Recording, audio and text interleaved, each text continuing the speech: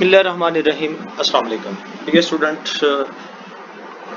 आपकी खिदमत में तनवीर अहमद स्पीक चैनल के साथ एक और वीडियो लेक्चर में हाजिर है। जैसा कि आप जानते हैं, हमने कोर्स कोड 142454119408 कंपल्सरी इंग्लिश 2 के लेक्चर्स का आगाज़ किया हुआ और अभी तक हम 7 यूनिट के लेक्चर्स रिकॉर्ड करके अपलोड कर चुके हैं। और ये सब्जेक्ट जो तीनों के BA BS में है या कोई और भी कोड है 54119408, ये लेक्चर्स उन तमाम स्टूडेंट्स के लिए मुफीद हो सकता है।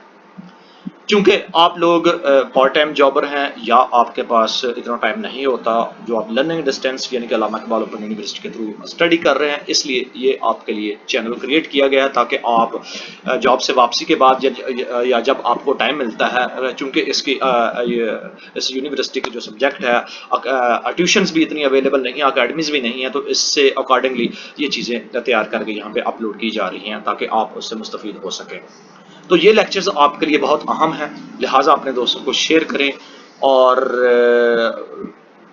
सब्सक्राइब करने के बाद बेल आइकन को लाजमी क्लिक करें ताकि आने वाले तमाम के तमाम लेक्चर्स जिस भी सब्जेक्ट से रिलेटेड हो आपको उसका इंटीमेशन मिल सके और आप उससे मुस्तफ़ीद हो सके।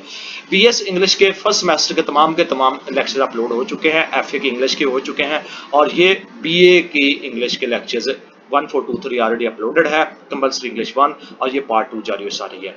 इस तरह हम जो लेक्चर तैयार कर रहे हैं उसके एंड पे कोई खास किस्म के वर्ड आपको बता रहे होते हैं ताकि आप जो आपकी एग्जाम की तैयारी के लिए बहुत मुफीद साबित हो सकता है। लिहाजा लेक्चर्स को पूरे का पूरा सुनिए और अपने दोस्तों को लाजमी शेयर करें। आज यूनिट 8 है डिनोशन एंड कनोटेशन। अगर डिक्शनरी या गूगल करें तो आप डिनोशन का मतलब और कनोटेशंस का मतलब मफहूम है और डिनोशन का मतलब है उसकी ताबीर है डिक्शनरी के मुताबिक।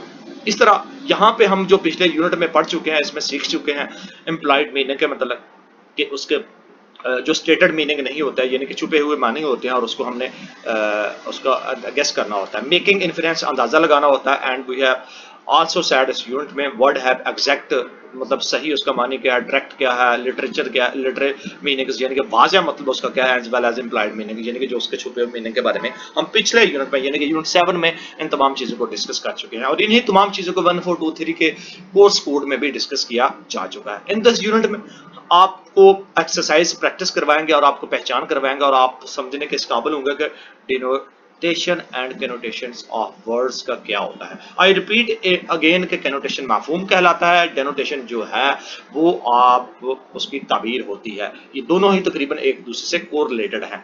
आइए चलते हैं यहाँ पे क्या मतलब बताया गया है। What is a denotation? Denotation is a dictionary meaning of word, यानी कि जो डिक्शनरी मीनिंग है लफ्ज का उसको हम डेनोटेशंस कहते हैं। ये अपडेटेड जो है ना वर्जन है आपके इंग्लिश लैंग्वेजेस का। What is connotation? कैनोटेशन आपको जो रेफर करता है जो आपकी इमोशनल जज्बात होते हैं उस वर्ड के साथ और उसके इश्तराक होता है यानी कि एसोसिएशन होता है जो उन अल्फाज के साथ कनेक्ट कर रहा होता है, उसको हम कैनोटेशन कहते हैं। आई रिपीट अगेन कि जो ऐसा वर्ड जो डिक्शनरी आपका मीनिंग होता है यानी कि खास जो डिक्शनरी आपकी जो प्रिपेयर की गई है उसमें जो वर्ड का मतलब होता है उसको डेनोटेशंस कहा जाता है। और जो कैनोटेशन हम उसको कहते हैं जिसके इमोशनल सजेशंस होती है, एसोसिएशंस होती है, जो वर्ड के साथ कनेक्टेड होता है उसको हम कैनोटेशंस कहते हैं। They think about the connotation of word is dictionary meaning. अगर आप सोचते हैं कि डिक्शनरी मीनिंग क्या होता है उसको हम डेनोटेशन कहते हैं। इसी तरह कैनोटेशन जो है ना implied meaning and association of का चूजिंग वर्ड जो आपने सेलेक्ट किया होता है उसको इम्प्लाइड मीनिंग भी कहा जा सकता है। ये कैनोटेशन में डियर स्टूडेंट आता है। A word has both denotation और literal meaning and connotation। एक जो लफ्ज होता है उसके दोनों डेनोटेशंस भी हो सकते हैं, वाज़ेह मतलब भी हो सकता है, उसका कैनोटेशंस भी हो सकता है, सजेस्टिव भी हो सकता है, इमोशनल मीनिंग्स भी हो सकते हैं, यानी कि जो एक अल्फाज की तमाम चीज़ें भी शामिल हो सकती हैं। Meaning of words go beyond the dictionary meaning, और इन तमाम अल्फाजों का मतलब ये होगा कि आप डिक्शनरी के जो मतलब है उससे आगे उन तमाम चीज़ों को सीख रहे हैं, उसको पढ़ रहे हैं। And reader have to infer, और जो पढ़ने वाला है उससे अंदाजा लगा सकता है या गेस कर सकता है implied meaning of a word using the emotional, जो कि उसके इम्प्लाइड मीनिंग होता है यानी कि जो छुपे हुए ज़ुमानी अल्फाज होते हैं उनका जो जज्बाती जो इस्तेमाल है उसका अंदाजा लगा सकता है, गेस कर सकता है। एंड इमेजिनेटेड एसोसिएशन सराउंडिंग इट, और उसके जो इर्द गिर्द उसका जो इश्तराक है, उसकी जो एसोसिएशन है उसके बारे में ख्याल कर सकता है, इमेजिनेशन कर सकता है। ये भी इसका मतलब हो सकता है। Denotation and connotation are not two separate ideas. जिनके दोनों के दोनों ये अलहदा आइडियाज नहीं है, दे आर टू एस्पेक्ट, ये दो पहलू हैं और एलिमेंट्स या अनासर हो सकते हैं ऑफ ए सिंगल वर्ड और एन आइडिया, यानी कि एक सिंगल लफ्ज के या एक आइडिया के दो एस्पेक्ट या एलिमेंट्स हो सकते हैं, जिनको मैंने शुरू में ही कहा है, एक का मतलब ताबीर हो सकता है, एक का मतलब ताबीर है और एक का मतलब मफहूम है। यानी कि कैनोटेशन, किसी भी वर्ड का आप कैनोटेशन कहते हैं तो आप उसका मफहूम तलाश कर रहे होते हैं, उसका मीनिंग तलाश कर रहे होते हैं, उसका सजेशन उसकी तलाश कर रहे होते हैं, उसको एस्पेक्ट होता है उसका। तो डेनोटेशन के कंटेक्स्ट में आप लिख लें कि जो उस वर्ड का जब आपको रिसर्च करके आपको पता चलता है इसका मतलब वो उसकी ताबीर होती है, यानी कि वो आप एंड तक उसकी मंजिल तक पहुंच चुके होते हैं, उसको समझने की कोशिश कर रहे होते हैं, तो ये भी इसका मतलब हो सकता है। Denotation represent the explicit meaning of a word और एन आइडिया और सेंस, एक जो लफ्ज का जो वाज़ेह मतलब हो सकता है, एक ख्याल हो सकता है, एक आइडिया हो सकता है, और एक जो साइन होता है डेनोटेशन उसको रिप्रेजेंट करता है। Connotation represent the various social overtones, यानी कि कई ऐसी सोशल ओवरटोन्स है जिसमें कल्चरल है, जिसमें इम्प्लीकेशंस है, इमोशनल मीनिंग्स है, एसोसिएशन है वर्ड के साथ और एक आइडिया के साथ, एक साइन के साथ, उसको हम कैनोटेशन से भी कहते हैं। Denotive language is a factual, जो जिसमें डिनोटेटिव चीजें होती हैं वो फैक्ट पर मबनी होती हैं, और जो कैनोटेटिव होता है वो इमोशनल चीजों को, उसकी टोन को लेकर चाह रहा होता है। मिसाल के तौर पर एक कुकिंग रेसिपी इज ए डेनोटेटिव, यानी कि ये डेनोटेटिव कहलाती है, एक जो रेसिपी होती है। एन एडवर्टाइजमेंट इज कैनोटेटिव, यानी कि जो इश्तहारात है वो कैनोटेटिव कहलाता है। तो आप इसी चीज से अंदाजा लगा सकते हैं। तो ये कुछ सिंबल्स दिए गए हैं, जिसमें एक फ्लावर है, जिसमें एक हार्ट है और एक जो है ना आपका फ्लैग है। ये आप इसी को आप इसके मीनिंग्स का अंदाजा लगा सकते हैं कि इसमें क्या छुपा हुआ है, इसमें क्या छुपा है, इसमें क्या डिनोट कर रहा है, इसमें क्या कनोट कर रहा है। तो आप इसी चीजों को एक्सप्रेस कर सकते हैं इजीली, जो आपको डिस्क्राइब किया गया है। इसी तरह the connotation of a red rose is that it an expression of love, यानी कि इसकी अगर कैनोटेशन करेंगे, जो रोज है, जो फूल है वहां पे, तो वो आप मोहब्बत का इजहार कर रहे हैं। ए रेड रोज सिंबलाइज और रिप्रेजेंट ए गुड फीलिंग्स, एक अच्छी फीलिंग्स का इजहार कर सकता है। और एक जो रेड रोज होता है, फीलिंग्स ऑफ लव हो सकती है, अप्रिसिएशन हो सकती है, एक ग्रेटिट्यूड हो सकता है, यानी कि आप शुक्रिया के लिए भी कर सकते हैं। इसी तरह कैनोटेशन ऑफ ग्रीन क्रिसेंट, यानी कि जो ग्रीन जो स्टार है, and star is that represent the religion Islam, यानी कि एक मजहबी जो आपका इस्लाम है उसके बारे में आपका एक्सप्रेशन हो सकती है। इस तरह the connotation of heart is love, affection हो सकती है, काइंडनेस हो सकती है, डिवोशन हो सकता है। ये जो ऊपर हमने इसके जो सिंबलाइज जो इमेज देखे हैं। Read the sentences and try to understand the connotation of each word. अब कैनोटेशन हमने देखनी है। My mother thinks of herself as a home maker, my mother thinks of herself as a house wife, my mother thinks of herself as a stay at home wife. अगर आप तीनों को देखो तो एक दूसरे के साथ एसोसिएशन वर्ड्स की मिल रही है, और ये आपकी डियर स्टूडेंट ये कैनोटेशंस कहलाती है। ये सोर्स दिया गया है यहाँ पे, मीनिंग्स कुछ दिए गए हैं लेकिन थोड़ा सा एग्जाम्पलीफाइड नहीं है, वाज़ेह तौर पे इसमें नहीं है। ये इमोशनलाइज जो अटैचमेंट हुई गई है, आप उन्हीं चीज़ों को जो अभी तक मैंने आपको डिस्क्राइब की है, बयान किया, डिटेल आपको बताई है, उन्हीं चीज़ों पे आपने फोकस करना है। ये चूंकि वाज़ेह तौर पे नहीं है, अगर इन्हीं तमाम चीज़ों को हम थेसोर्स के अगर हम मीनिंग डिक्शनरी तौर पर देखेंगे तो इसका सिनोनिम्स भी बनता है, इसका एंटोनिम्स भी बनता है, और इसके नीचे जो एग्जांपल दी गई है यहाँ पे इसके कहने का ये मकसद है। बट वाज़ेह तौर पे ये चीज़ें चूंकि इमेज नहीं दिया गया, यहाँ पे थोड़ा सा प्रिंटेड मिस्टेक है, इसलिए आप इन्हीं चीज़ों पे फोकस करना है कि सिनोनिम्स और एंटोनिम्स, एक जो थेसोर्स होता है उसमें ये सिनोनिम भी शामिल होते हैं और एंटोनिम्स भी शामिल होते हैं, और नीचे उनका fine, fine drawn, nice, splitting, और इस तरह उनको मीनिंग्स के साथ अटैच करके आपको बताया जा रहा है। The word commitment can be two meanings, एक जो अल्फाज होता है उसकी दो मतलब तरीके से, दो मानी तरीके से उसकी कमिटमेंट हो सकती है। The couple has a commitment to each other, मिसाल के तौर पर एक कपल है, उसके दोनों के दरमियान एक मियाँ बीबी ही आप लगा दें तो उनके दरमियान जो कमिटमेंट है ये आपकी जो है ना वो कनोटेशंस कहला सकती है, या कनोटेशन होती है, जो एक दूसरे के साथ फैमिलियर है, रूल एंड रेगुलेशन है, बेसिक चीज़ें हैं जो एक दूसरे के साथ मतलब आइडियाज को शेयर करते हैं, तो ये आपकी एसोसिएशन हो सकती है एक कपल के तौर पर। नेक्स्ट हम देखें तो connotation and emotional connection to another person, यानी कि कैनोटेशन के साथ इमोशनल कनेक्टिंग हो सकती है, और जो डेनोटेशन होती है वो प्लेज कर रही होती है कुछ करने के लिए, आपको बार रही होती है कुछ करने के लिए, ये डेनोटेशन कहलाती है। मजीद आपको क्या एलेबोरेट किया जा सकता है कैनोटेशन एंड एनोटेशंस के मतलब, ये एक मफहूम कहलाती है, उसका तबीर कहलाती है, एक के साथ एसोसिएशंस होती है, उसमें कुछ डेनोशन के साथ इम्प्लाइड मीनिंग्स होती हैं, जो मानी अल्फाज और कैनोटेशन वाज़ह तौर पर डिक्शनरी मीनिंग आपको बता रहा होता है, और यही आपका आज का टॉपिक है। मिसाल के तौर पे यहाँ पे उन्होंने कुछ नीचे दिया गया स्लेंडर एंड स्किनी, इसका मतलब एक पतला होता है और एक जो है ना उसके साथ स्किनी, और जो स्लेंडर है lady walk down the street, वो गली में वॉक कर रही है, और skinny lady walk down street है, उसके साथ वो चल रही है। You mind see two different images even though the words are similar, यानी कि अल्फाज एक ही तरह हैं, और ये जो है ना आप इमेज में देखेंगे सेम इसी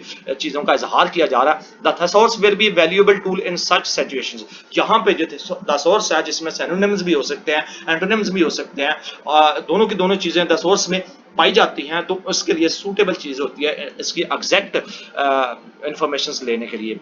Amy you won't believe how cheap this outfit, यानी कि वो आउटफिट के बारे में अपनी बात कर रही है जो उन्होंने पहनी हुई है कि वो कितनी सस्ती है। My mother stared at me and said inexpensive not cheap please, और मेरी माँ ने इसके मतलब कहा कि ये बहुत इनएक्सपेंसिव है और चीप नहीं है। ये आपस में उनकी डिस्कशन जा रही है। तो ये डेनोटेशंस भी है उसमें और कैनोटेशंस भी है, वर्डली जो क्लियर हो जाता है। एक एग्जाम्पल के तौर पर चीप, वो कुछ कह रही है, इनएक्सपेंसिव उसमें कुछ छुपे हुए मीनिंग्स हो सकते हैं, और या सामने जो जा रही है तो ये कहने का उसका मतलब है। तो dear student, what did you understand, अभी तक आप इन तमाम एग्जांपल से क्या समझ सकते हैं? आई repeat again in simple way कि जो कैनोटेशंस होती है उसमें डायरेक्टली जो मीनिंग है आपको पता चल रही होती है, और जो डेनोटेशंस होती है उसमें जू मनी अल्फाज होते हैं, और आप उन तमाम चीज़ों को लेके चल सकते हैं। और यहाँ पे well you you must use a dictionary और ए thesaurus।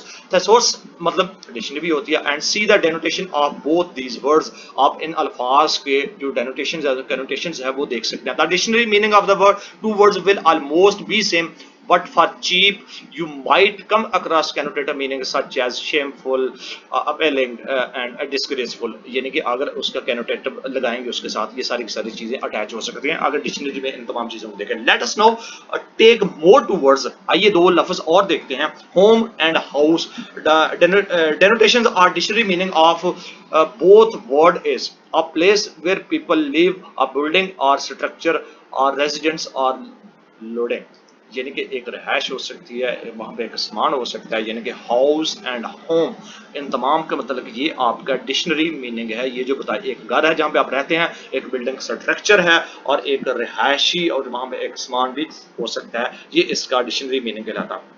होम के मतलब भी यहाँ पे बताया गया, home is a place where you live love and feel welcome. वहां पे एक घर में, एक होम में, यानी कि एक हाउस है, एक होम, होम में आप रहते हैं, प्यार करते हैं, आप फीलिंग वेलकम की महसूस करते हैं, मुख्तलिफ चीज़ों की आप देख सकते हैं, ये आपका होम कहला सकता है। It is a place you look forward to going at the end of the day. आप इस ये ऐसी जगह है जहाँ पे आप एंड ऑफ द डे आप देख सकते हैं। It is a comfort, safety, stability, आप इसमें आराम महसूस करते हैं, स्टेबिलिटी महसूस करते हैं। It may be A flat in a building, ये एक फ्लैट भी हो सकता है बिल्डिंग में। सो although both the words mean the same, अगर आप दोनों के अल्फाज का मतलब देखें तो एक ही मतलब बनता है, yet their implied meaning and connotation is different। जब उसके जो दो मनी अल्फाज हैं जिनकी छुपी हुई implied meaning है और connotation जो connotations है उसका जो मफहूम बन रहा है वो मुख्तलिफ बन रहा है। अब a home does not have to be a house, एक जो होम है वो हाउस नहीं हो सकता। It can be any place in the world, वो वर्ल्ड में यानी कि दुनिया में कोई भी जगह हो सकती है। Home is a place you love, एक जो होम होता है उसको आप मोहब्बत देते हैं, where you feel you belong, जिससे आपका तल्लक होता है, आप महसूस कर रहे होते हैं, and where you feel happy, वहाँ पे आप खुशी महसूस कर सकते हैं। A house is a building, और जबकि एक जो घर होता है, एक जो हाउस होता है वो एक बिल्डिंग हो सकती है जिसमें अकोमोडेट किया जा सकता है मुख्तलिफ चीज़ों को। It is a just building, ये सिर्फ और सिर्फ बिल्डिंग है और एक स्ट्रक्चर है मेड ऑफ कंक्रीट, और ये पुख्ता बनी होती है, स्टील की बनी होती है, इंटो एंड टाइल्स की बनी होती है। जिस तरह ये एक एग्जांपल दी गया होम से बेड हो, तो ये इसका connotation and derivation. A house is made of walls and beams, A home is built with love and dreams, यानी कि हाउस जो है ना वो बना होता है दीवारों के साथ, बीम्स के साथ, जबकि जो होम होता है उसमें मोहब्बत होती है, उसमें आपके ख्वाब ख्याल होते हैं। A home is a place you grow up wanting to live.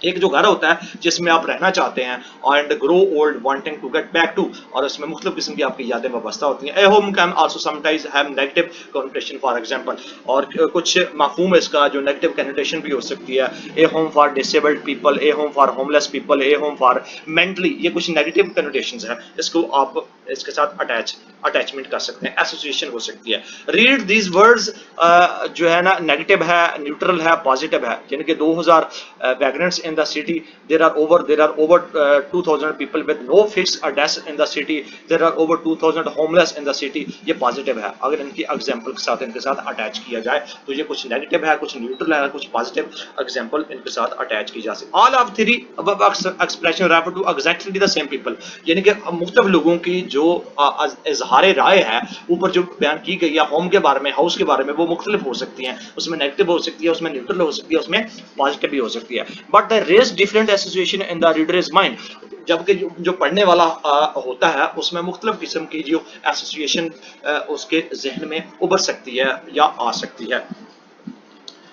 ये बैकग्राउंड इज ए पब्लिक नोसेंस, जो एक बैकग्राउंड होता है वो एक पब्लिक नोसेंस, रहने की जगह होती है। The expression with no fixed address, यहाँ पे उसका कोई फिक्स्ड एड्रेस नहीं होता। Deliberately avoids most of the positive और नेगेटिव एसोसिएशन, और जानबूझ के इसको अवॉइड किया जाता है उसमें पॉजिटिव या नेगेटिव एसोसिएशन के लिए। It basically means no maids और वेंडर्स, और इसका जो बुनियादी तौर पर इसका मतलब जो मतलब होता है हैरानकुन होता है। A homeless a person is an object of pity and charity, जो होमलेस होता है ये उन लोगों के लिए होता है जिसमें जो गरीब लोग होते हैं उन पर रहम के तौर पे या चैरिटी के तौर पे उनको दिया जा सकता है। Read this example and try understand how they have different connotations. Word lazy है, डेनोटेशन रेजिस्टेंस टू वर्क है, connotation useless and unproductive negative connotations है। वर्ड लेड बैक है, डेनोटेशन क्वाइटर है, यानी कि बिल्कुल खामोश है, उसका कनोटेशन है कॉम एंड कंटेंट है, पॉजिटिव कनोटेशन जो आ रहा है। So why now you must have understood the different between denotation and connotation. Words have both denotations, literal meanings and connotation suggestive meaning, यानी कि जो डेनोशंस है वो वाज़ह तौर पे मतलब ज़ाहिर कर रहा होता है, एंड जो कनोटेशन है वो सजेस्टिव मीनिंग यानी कि डिक्शनरी मीनिंग आपको बता रहा होता है। I repeat again about connotations and denotations and existed, क्योंकि कुछ डिफरेंट और डिफिकल्ट एग्जांपल यहाँ पे उन्होंने कोड की गई हैं, बट आपने इन तमाम चीज़ों को अगर नहीं भी समझ आ रही तो उसको रिलीज करते हुए आपने सिर्फ इन चीज़ों पे फोकस करना है। जो कनोटेशन होता है वो सजेस्टिव मीनिंग आपको बता रहा होता है, और जो डेनोशंस होता है वो आपको लिटिल मीनिंग यानी कि वाज़ह तौर पर उन तमाम चीज़ों को शो कर रहा होता है। I think know all of the clears. यहाँ पे कुछ और चीज़ें यहाँ पे बताई गई हैं, जो एक टेबल को आप बताई गई हैं, और certain kind of natural growth आपको बताई जा रही है। Connotation can be positive, negative and neutral. For example जो connotation of the word smart है, show of brainy, intelligent, nerd and genius भी हो सकता है, और एक greedy person, a person whose, इसका वर्ड जो पिग है वो भी हो सकता है, यानी कि नेगेटिव भी हो सकता है और पॉजिटिव भी हो सकता है। Read this word in the table and notice how words can have these three different connotations. Please remember that words with similar dictionary meaning often have different connotations, यानी कि जितने भी अल्फाज होंगे सिमिलर अगर डिक्शनरी में मिलेंगे तो आप उनके डिफरेंट कनोटेशंस भी हो सकते हैं। It is very important for writer, लिखने वाले के लिए बहुत अहम है टू चूज वर्ड्स केयरफुली, कि जो अल्फाज इस्तेमाल कर रहा है वो उसको बड़े एहतियात के साथ उसको चूज करे। कंसीडर द फॉलोइंग टेबल, और उनका जो है ना वो एक टेबल बनाए, या जिस तरह जो टेबल दिया गया है यहाँ पे उनको आप देख सकते हैं। It contains a list of words with similar dictionary meanings what different shades of feeling, यानी कि उसके एक ही टाइप के मानी है जब उसकी फीलिंग है वो मुख्तलिफ किस्म के शेप फ्राहम करती है। मिसाल के तौर पर ये पॉजिटिव है, न्यूट्रल है, नेगेटिव है,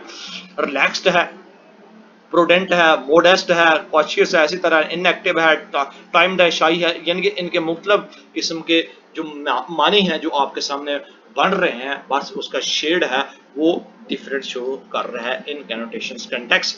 सो ये एक और इमेज दिया गया है जो एक फैटनेस के मतलब है, जिसमें कैनोटेशंस के बारे में उसकी सजेस्टिव मीनिंग के बारे में आपको बताया जाएगा। ये जो नीचे मिसाल के तौर पर ओवरवेट है, न्यूट्रल है, फैट है, नेगेटिव है, कर्बी है, कैन बी बहुत पॉजिटिव है, नेगेटिव, चुबी है, स्टोर्ड है, हैवी है, ये सिर्फ और सिर्फ फैटनेस के बारे में आपकी कैनोटेशंस यानी कि meaning of words according to dictionary. इस तरह एक और ये यहाँ पे दिया गया राउंड है, ओबेस है, फ्लैशी एंड प्लम्प है, इन तमाम चीजों को भी इसके साथ एसोसिएट किया जाता है। तो डियर स्टूडेंट, ये था आपका डिनोशंस डेनोटेशंस एंड एनोटेशंस के अल्फाज। I repeat again, annotations mean मफहूम, डेनोटेशंस मीन ताबीर, यानी कि जो सजेस्टिंग मीनिंग है वो आपका एनोटेशंस कहलाता है और जो लिटरल मीनिंग है वो आपका डेनोटेशंस कहलाता है। जस्ट ये आपका रिलेटेड टू टॉपिक है। नेक्स्ट जो आपकी एक्सरसाइजेज स्टार्ट हो रही हैं, जो आपको एग्जाम्पलीफाई किया गया है, डिटेल के साथ डिस्क्राइब किया गया, इन्हीं चीज़ों को आपकी आगे 13 से 14 एक्सरसाइजेज हैं उसके साथ अटैच करके उनको आपने फिलफुल करना है। मिसाल के तौर पर एक दो एक्सरसाइजेज को मैं यहाँ पे अटैच करने की कोशिश करता हूँ और आपको बताने की कोशिश करता हूँ, जैसे कि पॉजिटिव कनोटेशंस, इन तमाम चीज़ों को, it was a Friday, I enjoying visitor, तो इनको आपने जो पॉजिटिव स्टेटमेंट होती है इनको आपने इमेज को देखते हुए, it is all the just relative, thin है फैट है, यानी कि दुबला है और मोटा है, तो इन तमाम चीज़ों को वो आपने फिल अप करना है। ये जहाँ पे जो नेगेटिव कनोटेशंस है कहा गया वहाँ पे नेगेटिव है, जो पॉजिटिव है पॉजिटिव पे फिल करना है। एक्सरसाइज 1 है। एक्सरसाइज 2 में जो आपके जो वर्ड हैं पॉजिटिव कनोटेशंस के और नेगेटिव कनोटेशंस के, उनको आपने इनमें से सेपरेट करके आपने इस एक्सरसाइज को सॉल्व करना है सेम उसी तरह। और